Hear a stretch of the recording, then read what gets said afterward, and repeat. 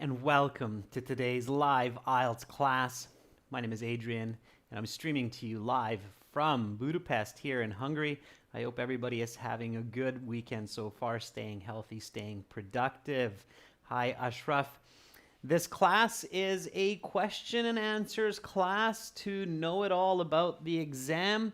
It is for our members. Of course, everybody is welcome to watch. You can definitely pick up some valuable information from the class. To become a member of our YouTube channel, click the join button next to the subscribe button. If you don't see that, send me an email and I will help you further. My email address is adrian@aehelp.com. And coming up in 90 minutes, I will host a class where everybody can join the chat. That will be for speaking part 3. Hi, Jainil. Hi, Rajveer. Hi, Hassan. These lessons are presented to you by aehelp.com for academic IELTS success. Check us out there. And for general IELTS help, visit us at gieltshelp.com. On both of our websites, we have original practice exams for you, computer-based practice exams that you can do on your phone, tablet, computer. We also have loads and loads of videos in HD, pre-recorded. So you can check those out. Our academic website looks like this with the blue background. You can click that big red button to join there. And the general version has the green background. You can click that big red button to join us there. Of course, you can also download our apps, Academic IELTS Help, the app, links to aehelp.com, and General IELTS Help app, links to gieltshelp.com. So hopefully everybody is making good use of those. There's lots of free materials for you as well on both the websites and the app. You can get our exam books from Amazon. Search Amazon for AE Helps Academic IELTS or GE Helps General IELTS. You can get it in digital or paperback version. So, students, members, question and answer session today, which means the stage is yours. My goal here is to give you answers to your questions, and I will take questions in the order that you ask them. Hi, Ferdovs, good to see you. Haven't seen you in a while. Leah, nice to see you as well. Abhishek, good to see you. So go ahead, students, members, whatever questions you have that may have come up during your studies or during your search about IELTS, go ahead and ask them from me, and I will do my best, of course, to answer them for you. So I'll take them in the order that you're asking, unless they are connected, then I'll try to make a connection. Okay, Leah says, can you tell us a little bit about the computer-based exam, please? Leah, the computer-based exam, the questions themselves are very similar to the paper-based exam, but of course it's delivered through the computer. There are examples, Leah, for the computer-based exam through the British Council's website. So Leah's asking, how does the computer-based exam, let's write it out, based exam work? Same idea, you register for your exam, Leah. You go to a test center for the computer-based exam, so it's not like the IELTS indicator that you do from home, but the computer-based exam, you actually go to a test center. You get set up with a computer, a headset so that you can do the listening section, and then basically it's automated. It takes you through the different parts, the listening, reading, writing, and of course you should have really good touch typing skills when you're doing that.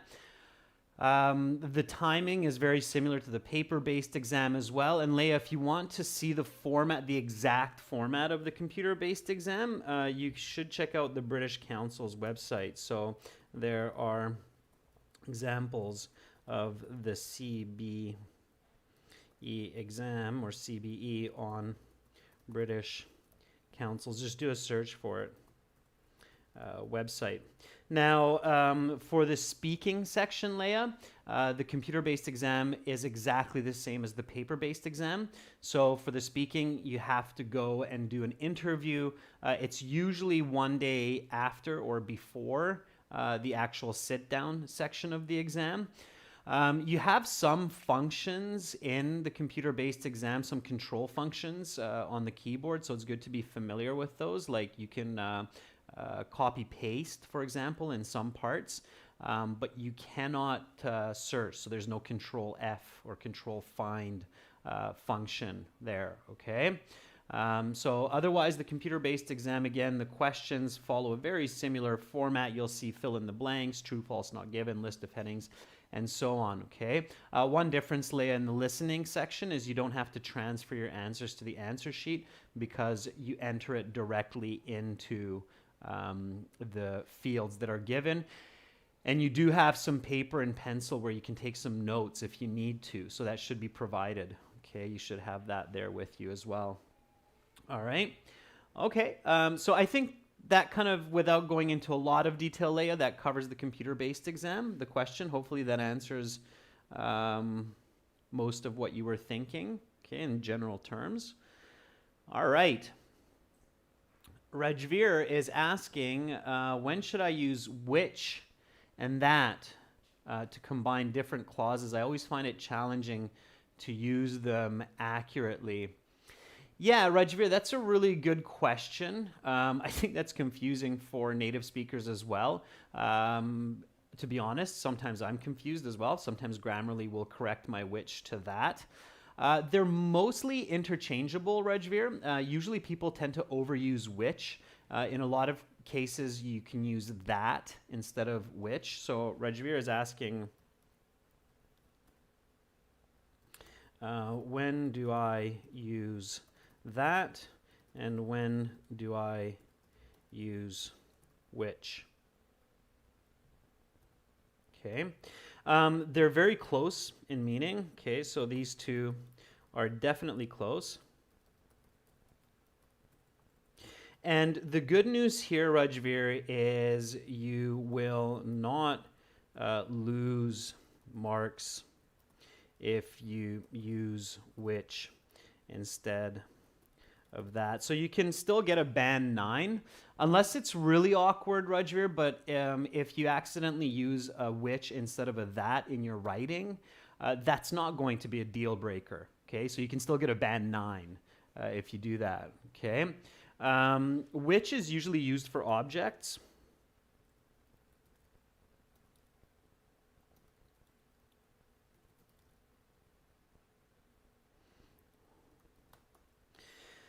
That is used for ideas more. Okay.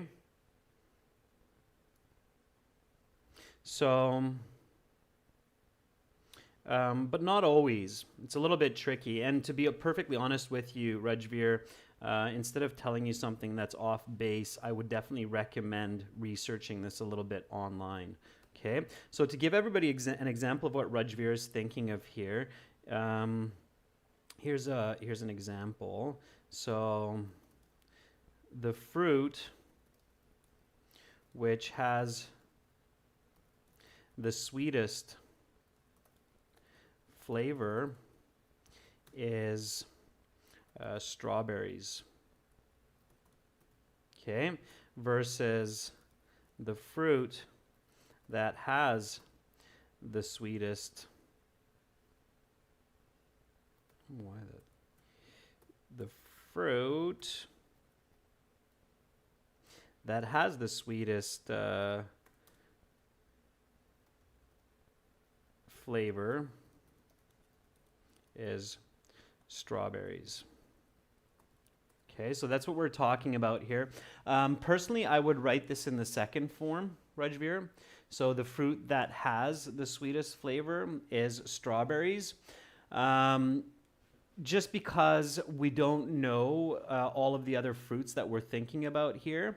But if we knew, like, there are 3 fruits that we're talking about, let's say apples, kiwi, and strawberries, then I would say the fruit which has the sweetest flavor is strawberries. So I guess often we use which when we know the selection from the group, and we use that when it's generalized, maybe something like that.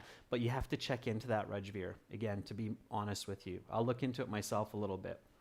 That's one that I don't know the perfect answer to. Okay? But again, it's not a deal breaker. So that's probably why I've never looked into it as well. All right? Okay. So, Rajveer is asking, is there any grammar rule to use them effectively? I have a feeling there is, Rajveer, if we dig deep enough. I mean, there are linguists that specialize in these kinds of grammar rules. And if you actually look at a grammar rule book for English at the highest level, it's a book that's about 2,000 pages. I've seen it. One of my friends did linguistics in university, so there are a lot of little rules. It's virtually impossible to perfect the English language, but I would guess that there is a rule for this as well. Okay.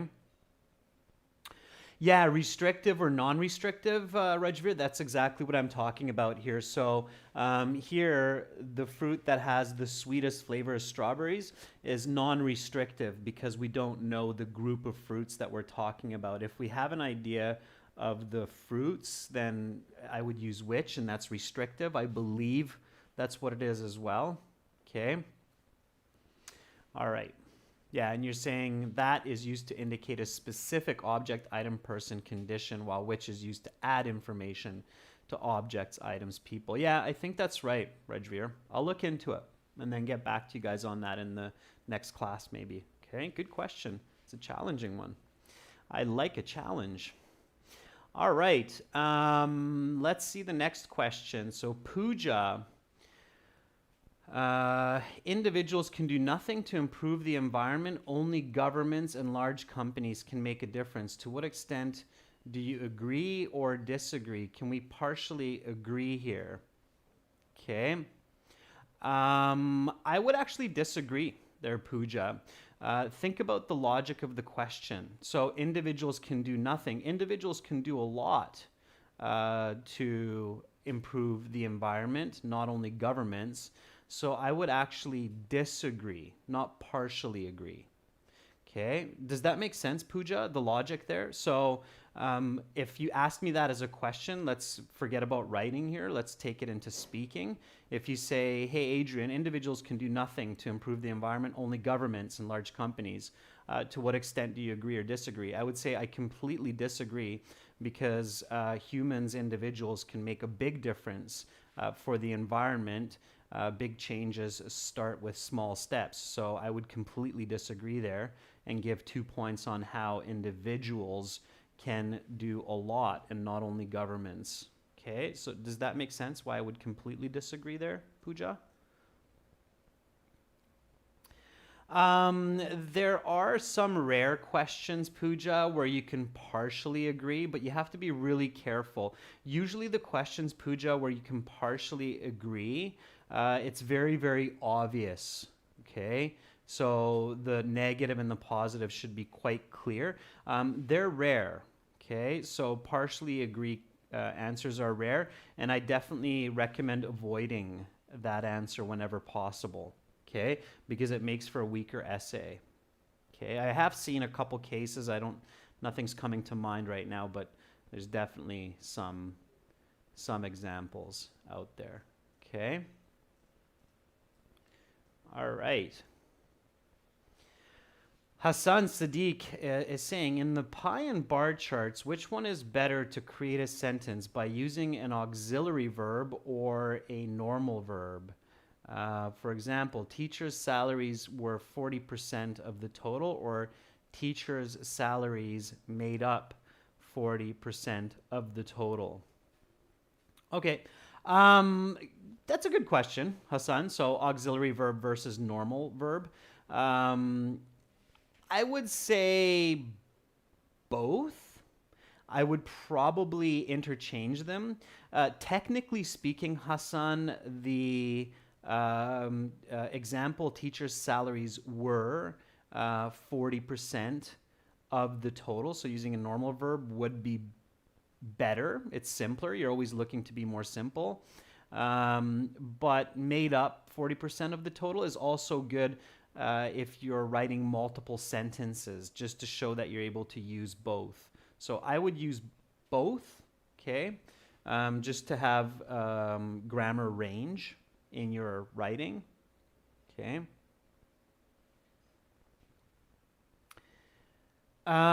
So Hassan's asking, what is the main difference between the auxiliary verb or the normal verb in the sentence?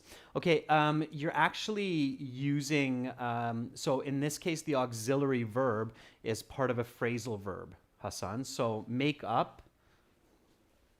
Okay, anybody know what that means? It's a phrasal verb. And it's an auxiliary verb because you have also the preposition up. So here, make up means composed. Okay, so that's why it's good to show that range of vocabulary, Hassan. So you could also say teachers' salaries composed 40% of the total. Auxiliary verbs, so just to make that really clear for everybody, auxiliary means it's an addition of a verb, okay? Auxiliary means an addition, a plus, okay? So I'll give you an example with the word auxiliary, Hassan, so you can understand what that word means. The building was provided with auxiliary power from diesel generators. Okay. So here in this sentence, I'm using this word auxiliary, and then this will make more sense when you're learning your grammar rules as well. So the building was provided with auxiliary power from diesel generators. I guess I could have said something simpler, like the laptop was provided with auxiliary power from a battery pack. But basically this means that the building probably has some kind of power from the grid. That's the main power, but maybe there was a shortage of power, so extra power came from an outside source, which in this case was a diesel generator. So in grammar, you see in present perfect, so I have studied English for 10 years. Okay, so in this case, have is the auxiliary verb which creates the present perfect sentence. Studied is the main verb because that's the action verb, and have is the auxiliary verb, okay? So when you have a phrasal verb like make up to mean composed, then sometimes we'll refer to that verb as an auxiliary verb in the phrase. Okay, so hopefully that makes sense. Okay, Hassan, so is that clear on phrasal verbs? Hi, Yosef. Welcome to the group of lessons. All right. Lots of questions. Good. So is that clear, Hassan, about auxiliary verbs or auxiliary whatever? Auxiliary means it's added, it's attached on as an extra to create some kind of a situation or grammar. For example, present perfect or passive uses auxiliary verbs. Is that clear? So that's your extra verb.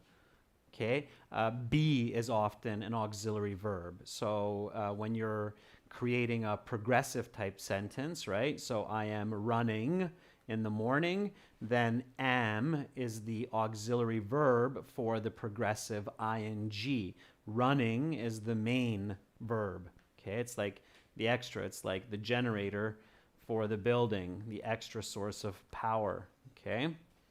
Hope that makes sense. So there are 2 points to be clear on: the meaning of auxiliary and what that means in grammar, the second.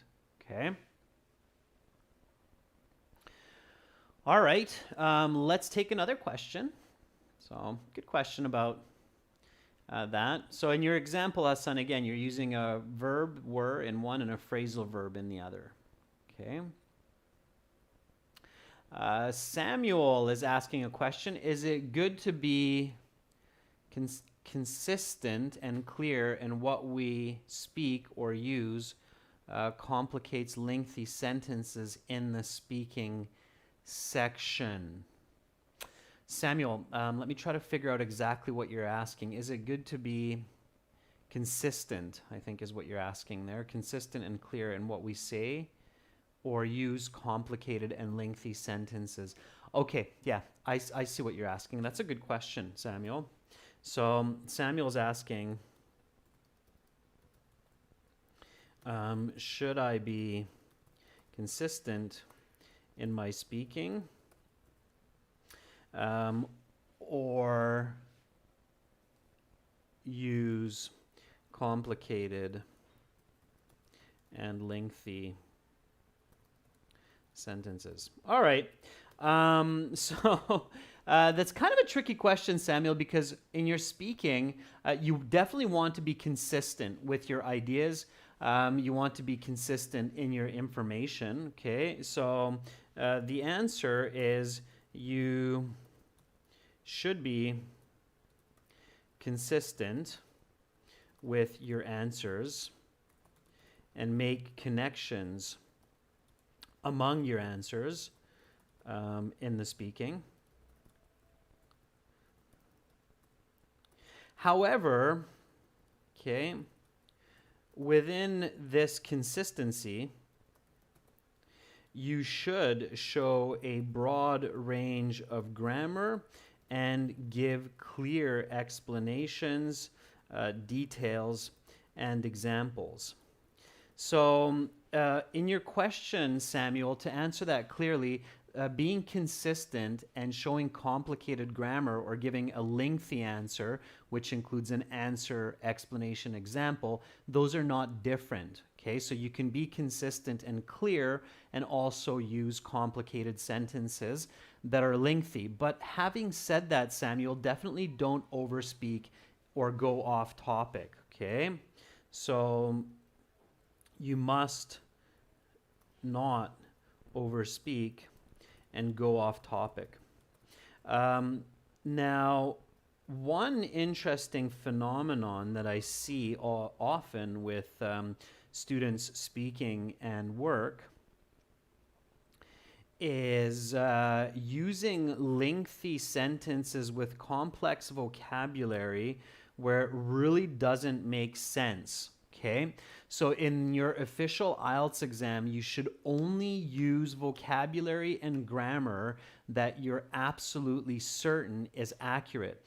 Very often I'll get essays from students or even recordings of speakings where it sounds like the student is using a thesaurus or translator through maybe Google Translate, and the information is coming across very awkward and sometimes quite incomprehensible, so very difficult to understand, okay? So you must use only vocabulary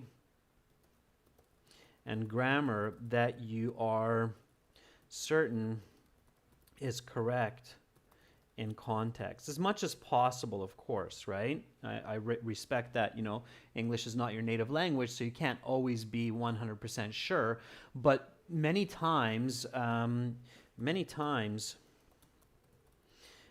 candidates are using vocabulary in awkward ways, which create confusion and really lower band scores. Okay, so don't do that. All right, I especially see that with a lot of students in India specifically. I've seen that quite often where I get an essay and it's using a lot of very complex grammar or high-level vocabulary, but it really doesn't make sense. So just because you're using unique vocabulary, you're not going to get a good mark. You'll get a much better mark if you use clear everyday vocabulary accurately. Okay. Hope that answers your question, Samuel. So being confident and concise and clear is definitely the most important, Samuel. Yeah, it's more important than being lengthy and complicated without being sure of what you're saying. That will really lower your score. Okay. Fluency and coherence are the most important points there. All right, let's see the next one. So Bumi's asking, yesterday, why should we discuss energy first and then time in task 2? Yeah, okay, good question, Bumi. So the reason why it's good to discuss energy first is because energy ties into time hierarchically, okay? So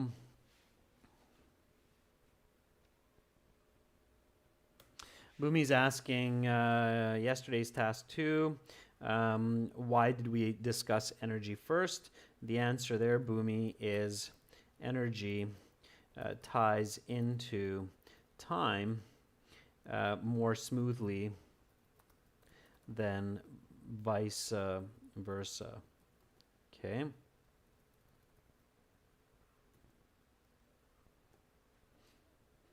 So not only does it save energy, but also time. Now, the other reason, Bumi, time is kind of unique because time is arguably our most valuable commodity. Okay, we don't know how much of it we have. We're always just using it. Nobody knows when they are in their last hour of life, usually.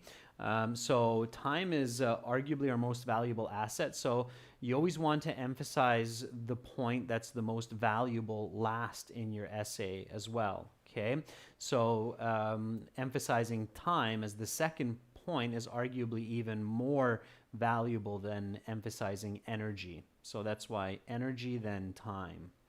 Okay, it's debatable, Bumi, but I think time reads better as the second opinion. Okay. Ashraf is asking, can we write in the conclusion, I'm inclined to agree? Yeah, you can. It's perfectly good English, Ashraf. I'm inclined to agree. It means that I agree, or I'm motivated to agree. Sure, you can use that. Why not? Okay. All right, Dr. Krishna is saying, sir, in the CBT, are we provided paper for rough work, especially in listening? Yeah, so what I heard, we asked that question from British Council, and what I heard is there is a piece of paper and a pen there at the beginning for you that you can use to take notes or jot down ideas. If you don't see that, you should be able to ask for it, okay? But they should have it there. There's some kind of a paper there that's provided, yes, in the CBT. If you don't see it, you should be able to ask for it. I seem to remember asking that from our British Council partners, and they said, yes, there is a piece of paper that you can use for notes, okay, for the computer-based exam.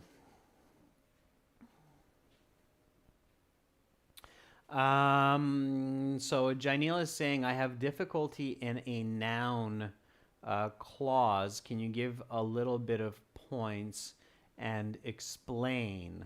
Okay, so noun clause. Okay. A lot of grammar questions here today. Okay, so what is a noun clause? Okay. So the noun can be a clause. A clause just means a phrase that creates an element in the sentence. Okay, so the most basic sentence, Janil, as you know, is subject plus verb plus object. Okay, so this sentence can have a noun for the subject, obviously, and a noun for the object. Now, the noun can be something really simple. Okay, so we can have something like, I ate red, or let's keep it more simple, I ate an apple. Okay. So here we have two nouns, the noun I okay, which is a pronoun in this case. And of course, we have the noun apple, okay? Now you can create a noun clause from either the apple or either the eye by giving more information and creating a more descriptive noun or a more descriptive noun here using the clause, okay? So there's there's adverbial clauses, noun clauses, adjective clauses, okay, so I ate an apple. I ate an... Let me try to think of a good noun clause here for you. So I ate an apple that I had found on the floor. All right. So I ate... Sorry, let's get that "and" back in there. Thinking of adjectives a second ago. Okay, I ate an apple that I had found on the floor. So the apple now becomes a more descriptive noun because it's not just any apple, it's the apple that I had found on the floor. So it's that unique apple. So now this becomes your noun clause, the apple that I had found on the floor, okay? So any element that gives more detail to the noun becomes the noun clause. Does that make sense that way without giving or going into too much detail? Okay. All right. Let's see. The next question. You're welcome, Leah. Okay, and those are the other ones, Rajveer. Okay. Yeah, so Pooja is saying, what can be the 2 points for the thesis in that one? I'll write a thesis for that one, Pooja. So this is going back to Pooja's question about individuals are not able to help the environment, only governments and industry can do this. To what extent do you agree? So my thesis could be something like this. I completely disagree that individuals, that only governments and industries or industry can save the environment, as individuals can make changes in their daily routines, as well as actively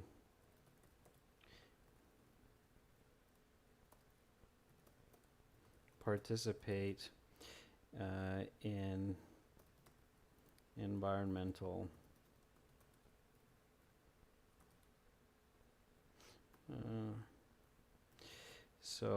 can make changes in their daily routines, as well as actively help the environment. Okay, so that could be a thesis, for example, Pooja. So in this case, what I would do is I would write one body paragraph about how individuals can use less water to brush their teeth, for example, or recycle, for example. That's one way to help the environment. And then the other way to help the environment would be actively. You could go out, clean up the neighborhood, plant trees, go around and explain to people, educate people on saving the environment, go to the forest and stop the forestry industry from cutting down trees. So individuals can actively save the environment, as well we can passively, through changing our daily routines, save the environment as well. So that could be your 2 thesis points. Does that make sense, Pooja? Okay. Is that clear? And there could be a few more, but those are the first two that came to mind, just visualizing the situation, right? Like if I'm an individual, I want to save the environment, what can I do? Well, one simple act that I can do is just pay more attention to using reusable coffee mug instead of a disposable coffee mug, stop using plastic straws. And then another way I can save the environment is say, this Saturday, I'm gonna go out and plant 50 trees. Okay, so that could be my active saving the environment action. Okay, does that make sense, Pooja? Is that clear? All right. Mustafa is asking, why do I keep messing up the vowels when I type words, especially I and E? Okay, cool. Mustafa, there's kind of there's a rule in English that kids learn in school. So Mustafa is saying, why do I mess up the order of vowels, especially I, E? Okay, so there is a kind of a rhyme, Mustafa, that kids learn in school, and it goes like this. The rule is I before E except after C. So that's what every child, I think, in grade 2 or grade 3 in English-speaking countries learns from their teacher. The rule is I before E except after C. So if the word has a C in it, then the rule changes. Now, unfortunately, there are a few exceptions to this rule, Mustafa. So some of you are probably saying, oh, well, what about the word science? So there are a few exceptions to this rule, like science. Okay, so you can see here that the word is science, S-C-I-E-N-C-E. Here, the I comes before the E, even though it's after C. So this is an exception to the rule. But in most situations, Mustafa, the I is before E, except if it's after C. Okay? So, for example, just a couple to make that clear. So, friend. Okay? So, the word friend, you see it's I before E, there's no C. Okay? So, most words, the order of I and E is like this as long as there's no C before the I. Okay? If there's a C before the I, then it comes after. Okay? So, let me think of one. Scenic. No, that's not a good one. Let me try to think of an example here with a C. You can help me out here, members, if you can think of some words that have a C, I, and an E. Okay, except for science, which is the exception. Okay, let me see if any of you can come up with the word.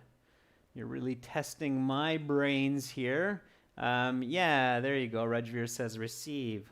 Thank you. Any other ones? Yeah, so there you can see that rule of I before E except after C. So here it's C-E-I-V, okay? Conceive or perceive. Yeah, absolutely.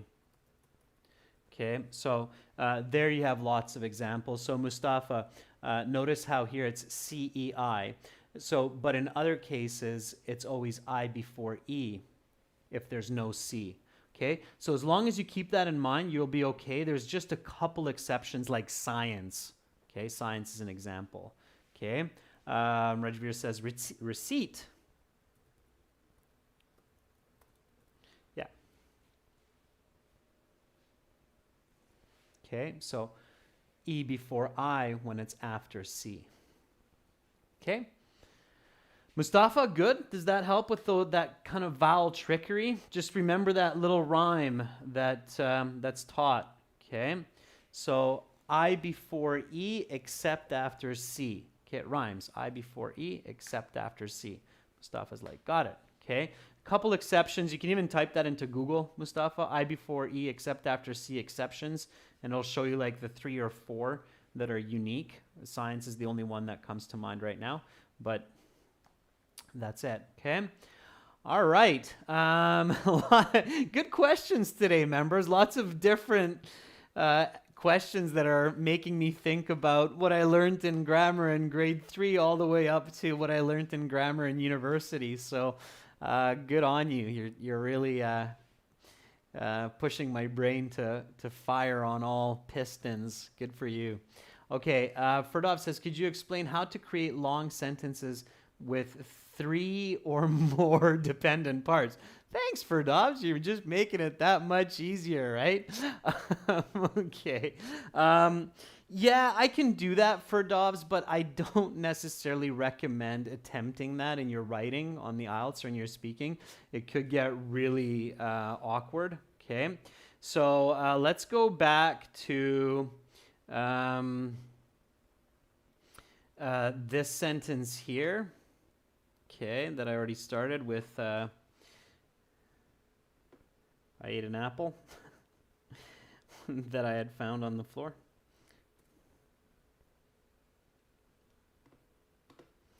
So Ferdovs is saying, how can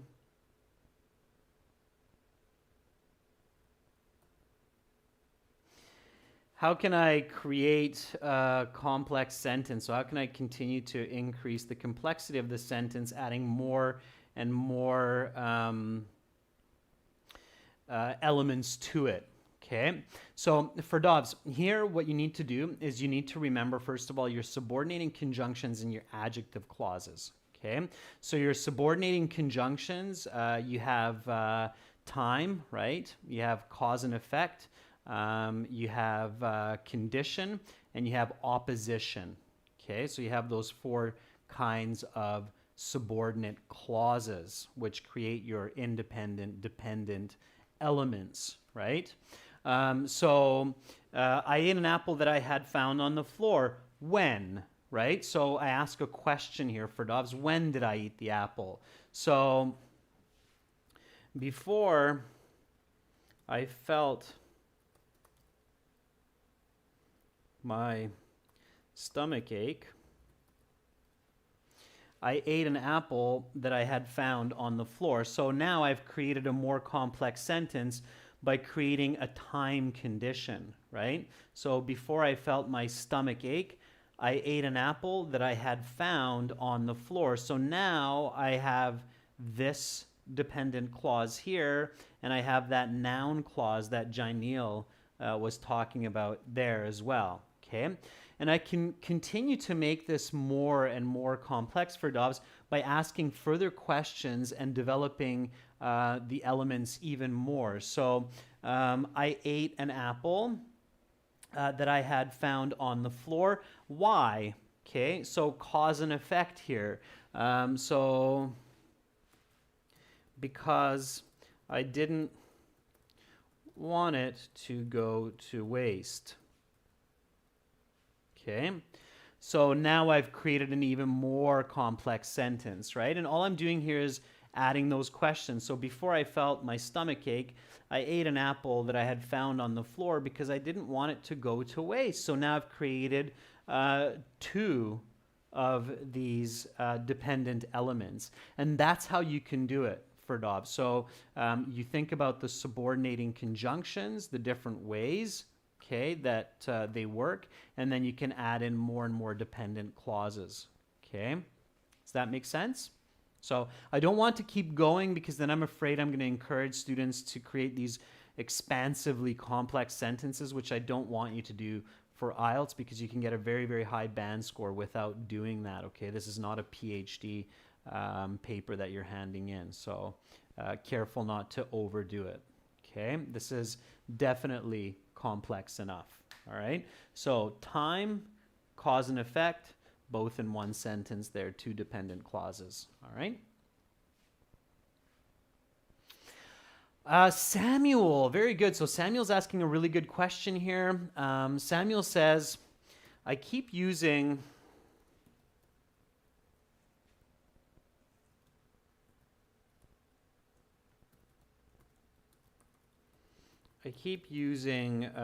like in my speaking. How do I stop doing this? Okay, so that's a really good question, Samuel. A lot of other students use the same. They use like. Students often overuse like, or to be honest, or in my opinion. Okay. And definitely that's not good. So you don't want to be using this too much, even if it's part of your diction. Okay. So even though these words may be part of your diction, diction means your style of speaking, it is a good idea to train yourself to minimize this type of repetition. Okay? In order to do this, you have to record your speaking on your phone, listen back, and say it again without these fillers. Okay, so Samuel, what happens often is these become what's called fossilized mistakes in our speaking and even in our writing. There's a technical term for this. Linguists call it fossilized mistakes, saying the same word like or to be honest or in my opinion over and over and over again. Definitely for higher quality communication, it's a good idea to avoid that. Now, it's not necessarily a deal breaker, Samuel. You can still get a very good score on the IELTS exam as long as you're not using the word like to try to think about the word. Okay, so it's a big difference if you're using like because it's a part of your diction, your natural style of speaking, versus you're using like because you can't think about the vocabulary or the grammar. If you're using like because you can't think about the grammar vocabulary, your fluency mark, your grammar range mark, your lexical resource mark all go down. Okay. If you're using like because it's part of your natural diction, like I'm using it right now because you like using the word, then you're still going to do fine. Okay. The examiner can tell the difference of using these words as part of diction versus using these words to stall, means stop for time, to find vocabulary and grammar. Okay. All right. The more you improve your fluency, Samuel, the less you're going to use these words. But in order to do that, try to go through these steps that I'm telling you. So record yourself on the phone, re-speak, build your fluency, avoid the word like. Okay, so train your tongue and your brain to work better together in English and avoid these fillers whenever possible. Okay. You can use other fillers as well, Samuel. So using or as or just, those are also good fillers so that you have a range of fillers, not just the same filler over and over again. Okay. I'm going to stop on that note. I think that's a really good note to stop on. Definitely work on that point, students. So if you catch yourself using the same filler, like the word like or to be honest, too often, then work on improving that and getting that out of your language, okay? Build your fluency. Practice is the key there, okay? All right, so a lot of great questions today. Rajveer, you've got my interest perked. I'm definitely going to have a peek at the technical difference between using that and which. I definitely think you're onto something with restrictive and non-restrictives. But again, I don't think IELTS is at that level where you need to be overly familiar with that, but I'll definitely check that out. Maybe get back to you. Maybe I'll do a post on that on the community board, okay, Regivir? So I'll make a note for myself in a minute here, and then I'll throw that up on our community board so you can check out what my research yields with that and which. Very nice questions today, members. Some really good questions that made me think and made my work really, made my mind fire on all pistons. So thank you so much. Great questions. Keep it up. Curiosity is definitely an important element to being successful. Being curious and being confident, those are definitely two of the foundations and ingredients for success. So keep it up. Coming up in 30 minutes, I will host a class for speaking part 3, where we can hopefully apply some of the information that we looked at in this class. So hopefully I will see you there.